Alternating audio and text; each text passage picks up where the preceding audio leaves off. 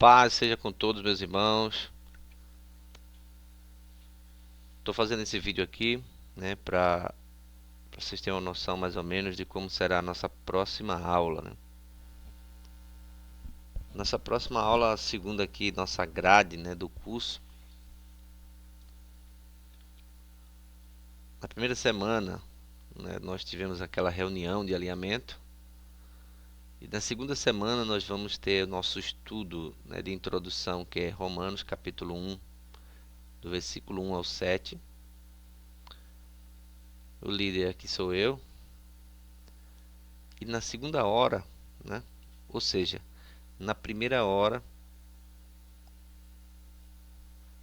né, de 7h30 até 8h30, nós vamos tratar deste assunto aqui, nosso estudo, nosso primeiro estudo, que no caso é esse aqui, ó. Romanos, capítulo 1, né, você vai ler, vai colocar aqui o versículo, para quem não lembra mais, né? Colocar o versículo aqui que você achou a palavra-chave e colocar o significado bíblico e colocar as anotações de observação, né, que você observou sobre a palavra-chave e sobre o significado bíblico. E se você tiver alguma palavra-chave também no versículo 3, você vai colocar aqui versículo 3 e vai automaticamente estar fazendo a mesma coisa, colocando do versículo 3 eu achei palavra-chave tal, versículo 3 achei palavra-chave tal, e vai estar colocando aqui, né, o que você encontrou. Vai colocar a palavra, o significado bíblico e as anotações.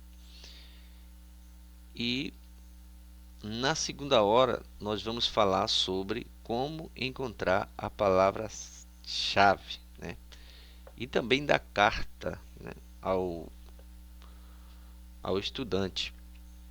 Mas foquem, né, em como encontrar a palavra-chave. A carta ao estudante é para você conhecer, né, o projeto SI e saber coisas que você ainda não sabe, tá certo? Então você vai estudar como encontrar a palavra-chave. Então, a palavra-chave tem a finalidade de ajudar a identificar a mensagem central, que é a espinha dorsal do texto, né? Para localizarmos a palavra-chave fazendo perguntas ao texto. Quando você lê o texto, né, e entende ali mais ou menos o que o texto está dizendo, você pode fazer para encontrar essa palavra-chave, ficar melhor para você. Não sei se você está conseguindo ver aí na tela aqui. Primeira palavra, quem, o que. Se o texto está falando de pessoas, né, se você observa que o texto está falando de pessoas, você vai fazer a pergunta quem. Então, logo o texto vai te dar uma resposta de quem o texto está falando.